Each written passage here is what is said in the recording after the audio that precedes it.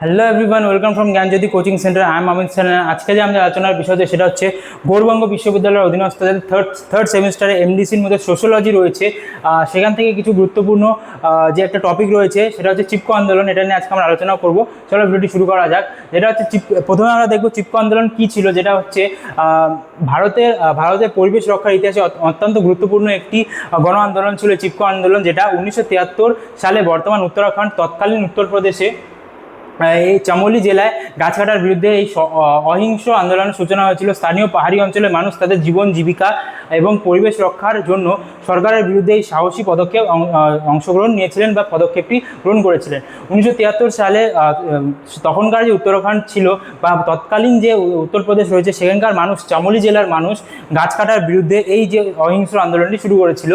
তার পরবর্তীতে আমরা এই আন্দোলনের নামকরণ দেখব। চিপকো শব্দের অর্থ হচ্ছে, হিন্দি শব্দ চিপকো কথার আক্ষরিক অর্থ হচ্ছে জড়িয়ে ধরা বা আঁকড়ে ধরা, এবং এর যে অভিনব পদ্ধতি, ঠিকাদাররা যখন বনের গাছ কাটতে আসতো তখন স্থানীয় গ্রামবাসীরা গাছগুলিকে জড়িয়ে ধরে নিজেদের জীবন বাজি রেখে এই যে গাছ কাটাকে আটকাতো। তার পরবর্তীতে রয়েছে নামকরণের সার্থক। গাছকে আলিঙ্গন করে বাঁচানোর জন্য অভিনব এবং সাহসী পদ্ধতির কারণে এই আন্দোলনটিকে নাম দেওয়া হয়েছে চিপকো আন্দোলন। যেখানে আমরা প্রথমে দেখলাম এই আন্দোলনের নামের অর্থ কি, চিপকো অর্থাৎ জড়িয়ে ধরা বা আঁকড়ে ধরে রাখা। এই যে এবং এই চিপকো আন্দোলনের আমরা পদ্ধতি দেখলাম কীভাবে গাছকে আঁকড়ে রেখে গাছ কাটার থেকে আটকানো হতো। এছাড়া এই নামকরণের জন্য যে এই পদ্ধতিটি ব্যবহার করা হয়েছে, যার জন্য এই যে নামকরণ চিপকো আন্দোলনের যে নামকরণ এটা সার্থক হয়েছে। এর পরবর্তীতে আমরা দেখব এই আন্দোলনের মূল কারণ কি ছিল। অতিরিক্ত গাছ কাটা। তৎকালীন সরকার বাণিজ্যিক উদ্দেশ্যে খেলাধুলোর সরঞ্জাম তৈরির জন্য স্থানীয় যে বনের গাছ কাটার অনুমতি দিয়েছিল, এবং জীবিকা রক্ষা।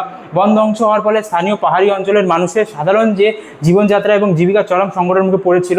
এছাড়া প্রাকৃতিক বিপর্যয়, যেই সমস্ত গাছগুলি কাটার কথা বলা হয়েছিল এই সমস্ত গাছগুলি কাটলে পাহাড়ে যে ধস নামার সম্ভাবনা ছিল এবং বন্যার প্রকোপ আসার খুবই যে একটা ব্যাপার ছিল সেটা বহু পরিমাণ বেড়ে গিয়েছিল, যার জন্য এই গাছ কাটা আটকানোর জন্য এই আন্দোলনটি শুরু হয়। যেখানে প্রথম কারণ ছিল বিভিন্ন ধরনের খেলার সরঞ্জাম তৈরি করার জন্য গাছ কাটার অনুমতি দেওয়া হয়েছিল, যার জন্য স্থানীয় মানুষ রেগে গিয়েছিল।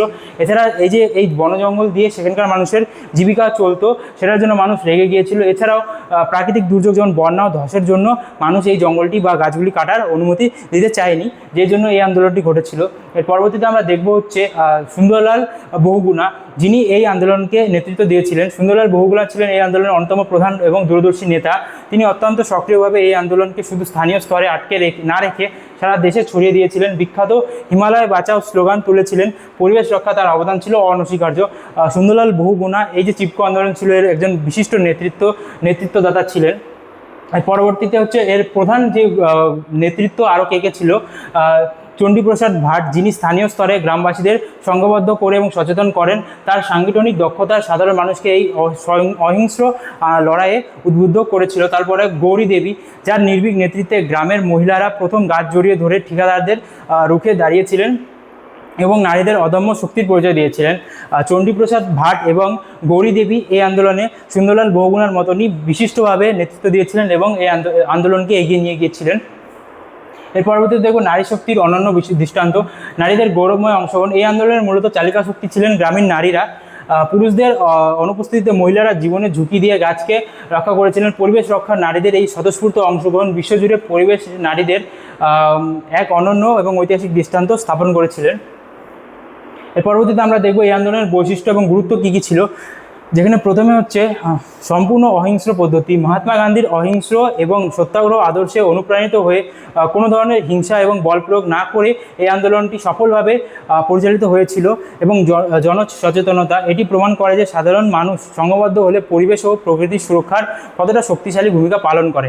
যেখানে দেখলাম এই আন্দোলনটি একদম অহিংস্রভাবে হয়েছিল, যেটা গান্ধীজির যে সত্যাগ্রহ নীতি ছিল তার ভিত্তিতে এই আন্দোলনটি শুরু হয়, এবং এই আন্দোলনের ফলে মানুষের মধ্যে বিভিন্ন ধরনের যে সচেতনতা তৈরি হয় তা একটি প্রমাণ করে দেয় এই আন্দোলন, চিপকো আন্দোলনটি। এবং এর ফলাফল বা সুদূর প্রসারী যে প্রভাব ছিল সেটা আমরা আলোচনা করবো, যেটা হচ্ছে বনায়ন নিষেধাজ্ঞা। এই আন্দোলনের ব্যাপক সাফল্যের ফলে 1980 সালে তৎকালীন প্রধানমন্ত্রী ইন্দিরা গান্ধী হিমালয় অঞ্চলের বনাঞ্চলের পরিবর্তে জন্য 15 বছরের জন্য বাণিজ্যিক উদ্দেশ্যে গাছ কাটা সম্পূর্ণ নিষিদ্ধ ঘোষণা করেন। তার পরবর্তীতে অনুপ্রেরণা চিপকো আন্দোলনের পরবর্তী ভারতে অন্যান্য গুরুত্বপূর্ণ পরিবেশ আন্দোলন ছিল, যেমন দক্ষিণাঞ্চলের আপিক্য আন্দোলন, নর্মদা বাঁচাও আন্দোলন গড়ে তোলার ক্ষেত্রে মূল অনুপ্রেরণা হিসেবে কাজ করেছিল। চিপকো আন্দোলনের ফলে 15 বছরের জন্য গাছ কাটার নিষেধাজ্ঞা করা হয়। এছাড়া বিভিন্ন ধরনের যে পরবর্তী আন্দোলনগুলি ছিল এগুলির জন্য অনুপ্রেরণা এই চিপকো আন্দোলনটি করে দিয়েছিল। আমার আজকে আলোচনার বিষয় এতটুকুই ছিল। আশা করি তোমাদেরকে ভিডিওটি ভালো লাগবে। ভিডিওটি শেষ করার আগে তোমাদের সাথে কিছু আলোচনা করি, যেটা হচ্ছে তোমরা যদি আমাদের সাথে যুক্ত হতে চাও, আমাদের দেওয়া দুটো অফিসিয়াল নম্বরে যোগাযোগ করে তোমরা আমাদের সাথে যুক্ত হয়ে যেতে পারো। আমাদের সাথে যুক্ত হলে তোমরা কী কী পেয়ে যাচ্ছ, প্রপার গাইডেন্স পেয়ে যাচ্ছ, রেকর্ডেড নোটস পেয়ে যাচ্ছ, রেকর্ডেড ক্লাসেস পেয়ে যাচ্ছ এবং 100% কমন সাজেশনস পেয়ে যাচ্ছ। আমাদের কাছে যে কোর্সগুলি রয়েছে সেটা হচ্ছে মেজর স্টুডেন্টদের জন্য 1299 রুপিস এবং মাইনার স্টুডেন্টদের জন্য 699 রুপিস। দেখা হচ্ছে নেক্সট ভিডিওতে। Thank you.